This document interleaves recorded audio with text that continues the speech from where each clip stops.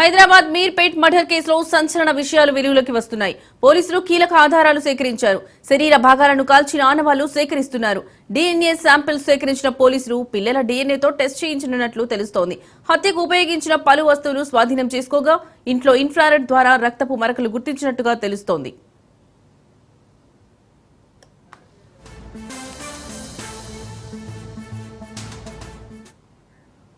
Hyderabad Meerpet murder కేసులో mystery కొనసాగుతుంది. నిందితుడు గురుమూర్తి తన భార్య మాధవిని ఈ నెల 14వ తేదీ హత్య చేసి ఆనవాళ్లు లేకుండా చేశారు. మృతురాలి తల్లిదండ్రులతో కలిసి వెళ్లి పోలీసులకు ఫిర్యాదు చేయడంతో ఈ ఘటన వెలుగులోకి వచ్చింది.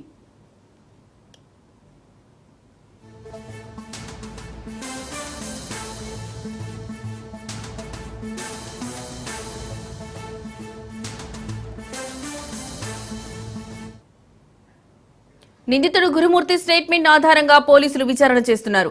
ఎంతకీ మృతురాలికి సంబంధించిన ఆధారాలు ఒక్కటి కూడా పోలీసులకు దొరకలేదు. దీంతో ఈ కేసులు ఛేదించడం పెను సవాల్గా మారింది. భర్త గురుమూర్తి 2-3 వర్షన్స్ చెప్పడంతో అధికారులు తలలు పట్టుకుంటున్నారు. బాత్రూంలో మృతదేహాన్ని ముక్కలు చేసినట్టు చెప్తున్నాడు గురుమూర్తి. మరకలు కనిపించకుండా 10 సార్లు రూమ్ ని వాష్ చేశాడట. నిందితుడిని చెరువు దగ్గరకు తీసుకెళ్లగా చెరువులో కూడా ఎలాంటి ఆనవాళ్లు లభ్యం కాలేదు. మరోవైపు మృతురాలి పిల్లల స్టేట్మెంట్ ను పోలీసులు రికార్డ్ చేసుకున్నారు. సంక్రాంతి తర్వాత ఇంట్లోకి రాగానే తీవ్ర దుర్వాసన వచ్చిందని గురుమూర్తి కూతురు చెప్తోంది. అమ్మ ఎక్కడా అని అడిగితే సమాధానం చెప్పలేదని పిల్లలు చెప్తున్నారు. తాజాగా పోలీసులకు పలు ఆధారాలు సేకరించగా మరిన్ని ఎవిడెన్స్ సేకరించే పనిలో నిమగ్నమయ్యారు.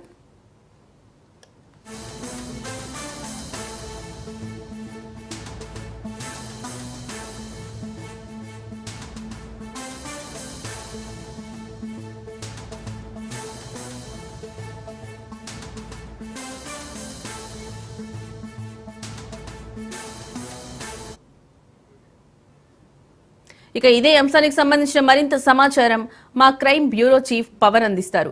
పవన్, చెప్పండి, ఈ యొక్క అంశానికి సంబంధించి మీ దగ్గర ఉన్న లేటెస్ట్ అప్డేట్స్ ఏంటి? మొత్తానికి చూస్తే మీర్పేట్ మర్డర్ కేసును పోలీసులు ఒక విధంగా కొంత సాక్ష్యాధారాలు కూడా సేకరించినట్లుగా తెలుస్తుంది. ఎందుకంటే మిస్సింగ్ కేసును ఇప్పుడు మర్డర్ కేసుగా మార్చారు. అయితే అప్పటి నుంచి కూడా FSL కావచ్చు, సైంటిఫిక్ ఆధారాలను కూడా పోలీసులు కొంతవరకు సాధించినట్లుగా తెలుస్తుంది. ఎందుకంటే గురుమూర్తికి సంబంధించిన స్టేట్మెంట్ ఆధారంగా పోలీసులు కూడా దర్యాప్తు కూడా ముమ్మరం చేసిన నేపథ్యంలో చాలా విషయాలు కూడా వెలుగులోకి వచ్చాయి. వెలుగులోకి వచ్చిన నేపథ్యంలో పోలీసులు మాత్రము FSL రిపోర్ట్లో మాత్రం పూర్తిగా కొన్ని ఆధారాలు, అంటే ఆమె స్టవ్ పైన కాల్చినప్పుడు కావచ్చు, అంతేకాకుండా ఆమెను డెడ్ బాడీ ముక్కలు చేసినప్పుడు కత్తికి సంబంధించి కొంత ఆ యొక్క సైంటిఫిక్ ఆధారాలు కూడా సేకరించినట్టుగా తెలుస్తుంది. మరోవైపు చూస్తే మాత్రము ఈ కేసులో చాలా పోలీసులు ఇంకా పురోగతి కూడా సాధించాల్సి వచ్చింది.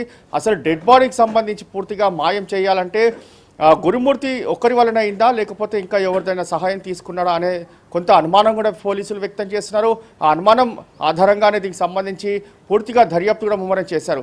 ఇప్పటికే 2 సార్లు సీన్ రీకన్స్ట్రక్షన్ కూడా చేశారు. సీన్ రీకన్స్ట్రక్షన్ చేసిన నేపథ్యంలోనే పూర్తిగా ఇక్కడ కొన్ని ఇంట్లో ఉన్న వస్తువులను కూడా కొంత పోలీసులు వాటిని స్వాధీనం చేసుకుని అక్కడ ఫింగర్ ప్రింట్స్ కావచ్చు, ఇతర సంబంధించిన ఆధారాలను కూడా సేకరించినట్లుగా తెలుస్తుంది. మరోవైపు చూస్తే ఈ కేసులో మాత్రము గురుమూర్తి పోలీసులకు ఎక్కడా కూడా సహకరించడం లేదు. ఎందుకంటే పొంతన లేని సమాధానం చెప్పడంతో పోలీసులు కూడా పూర్తిగా తలనొప్పిగా మారింది. ఎందుకంటే ఈ కేసును ఇప్పటికే ఛేదించాల్సి ఉంటుంది. కానీ ఇప్పటి వరకు కూడా పోలీసులు ఈ కేసును ఎందుకు ఛేదించలేదంటే గురుమూర్తి సరైన సమాధానం చెప్పడం లేదు. అంతేకాకుండా సాక్ష్యాధారాలు సేకరించడంలో చాలా సమయం పడుతుంది. చాలా ఆచితూచి మరి యొక్క సాక్ష్యాధారాలు సేకరించాల్సి వస్తుంది. ఎందుకంటే ఇటు జిల్లాలో కూడా చెరువులో కూడా పూర్తిగా అక్కడ డెడ్ బాడీకి సంబంధించిన ఆనవాళ్ళను అక్కడ వేశారని చెప్పారు. అక్కడ చెరువులో కూడా పూర్తిగా జల్లెడ పట్టినా కూడా ఎక్కడా కూడా ఒక ఆనవాళ్ళు కూడా లభించలేదు. ఇంట్లోనే ఏ విధంగానైనా సరే ఆనవాళ్ళు లభించాలనే విధంగానే ఇంట్లోనే పూర్తిగా యొక్క దర్యాప్తు చేసి ఇంట్లో సంబంధించిన సాక్ష్యాధారాలను మాత్రమే సేకరించే పనిలో ఉన్నారు. అయితే ఈరోజు ఆ గురుమూర్తిని రిమాండ్ కూడా విధిస్తారు. రిమాండ్కి విధించిన దాని తర్వాత పోలీసులు మరోసారి కస్టడీ తీసుకొని కస్టడీ తర్వాత ఇంట్లోకి తీసుకెళ్ళి అక్కడ సీన్ రీకన్స్ట్రక్షన్ చేస్తారు. ఎక్కడెక్కడ దీనికి సంబంధించి గోడ పైన కొట్టారు, ఆమె తర్వాత చనిపోవడము, ఆమె మెడ నుంచి పుస్తకాలు తీయడము, అంతేకాకుండా ఇందులో ఆమె మొదటగా ఎక్కడ ఆమెను చంపినట్లుగా తెలుస్తుంది.